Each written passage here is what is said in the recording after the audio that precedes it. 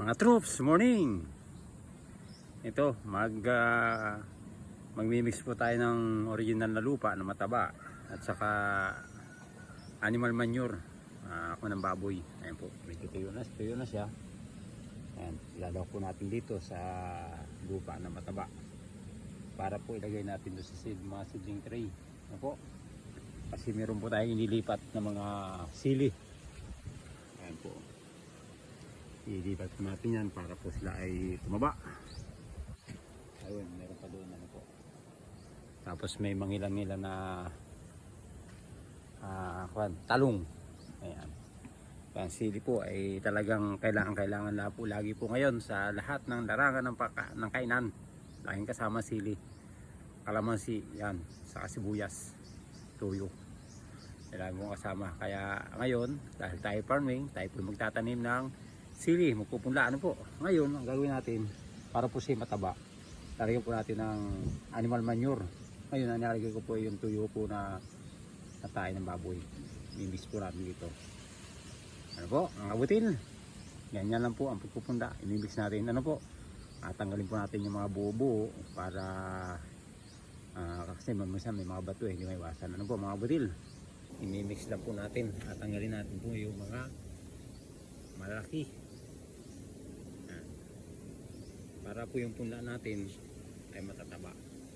Para po yung lipat po natin sa taniman niya ay okay na siya.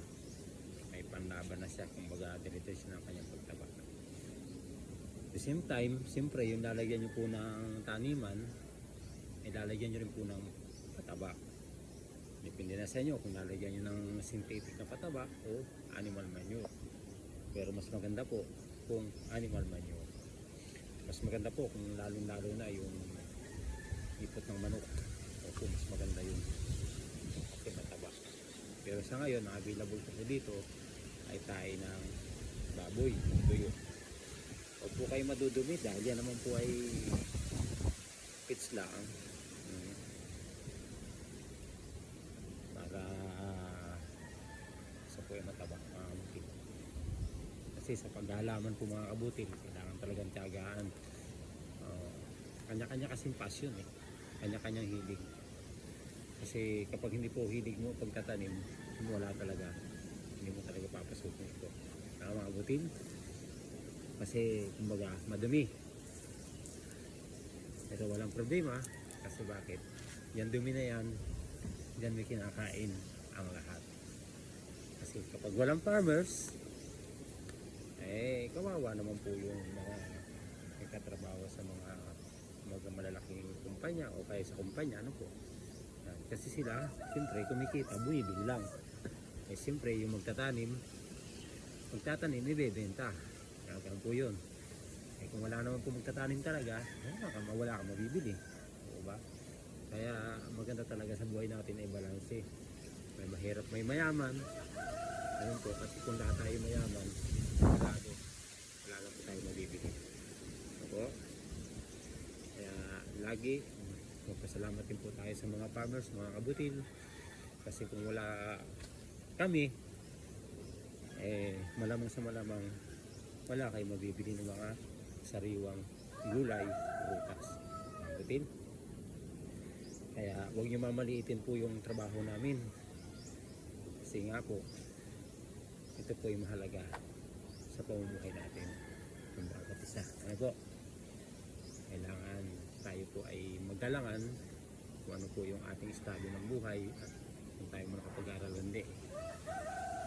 Minsan, yung farmers nga po, edukado nakapag-aral din. Kaso nga lang, mas pinili niya ang mag-farm yan. Ano po yan? Kasi kanya-kanya nga po hilig. Ano po yun? Kung saan ka hilig, kung saan ka masaya, doon tayo. Rin? Yan, ganun lang. Yan po, na-mix na Yan. Para natanggal po natin yung kasi may mga bato-bato, may mga madudumi. Hindi po natin pwedeng isama sa seedling tray. Yan. Ganyan lang po ito. Lagyan na kami. Yan. Lagyan na po yan. Hanggang sa malagyan po ng lahat ng butas, kanya pong gagawin. Madali naman po. Yan, madali lang gawin. Siyempre, kaya lang, trabahuin. Kahit maluwan, ano po. Yun na po ang buhay. Yan. Apunin nyo lang. Yan. Bawat butas, ano po. Ganyan lang. Para lahat ay malagyan. Ito po ay kaya maganda gawin kasi pagka nilagay yung buti ito, pag nilipat tanim nyo ay buhay na. Diretso na po yun. Hindi na po siya basta-basta mamatay kahit na po maabot ng taginit. Okay na po siya. Diretso na siya. Butil, tapos na. Ayan po ang naging resulta ng aking pinimla. Bali ang isa pong tray niya ni 72. Ayan, bali tatlong tray po yan. Yan po kasi yung pinimla akong sili, yung siling na buyo at talong. Yan po naiwan. Kasi marami po ang pinimla, hindi po naasikaso. Kaya yan po ang iba natira. Natira po ay ang iba'y natunaw. Ayan po. Nakakasabi ko po yan mga butil. Yan. Tingnan po natin sa mga sunod na araw kung kailangan natin abunuhan o direct pwede natin itanim na. Mga butil, isang linggo lang yan. Makikita natin yung resulta. Okay mga butil, sana may natutunan kayo sa aking ginawa. Sa aking munting vlog mga butil. Okay, muli maraming salamat sa inyong panonood. Happy farming to all. God bless all.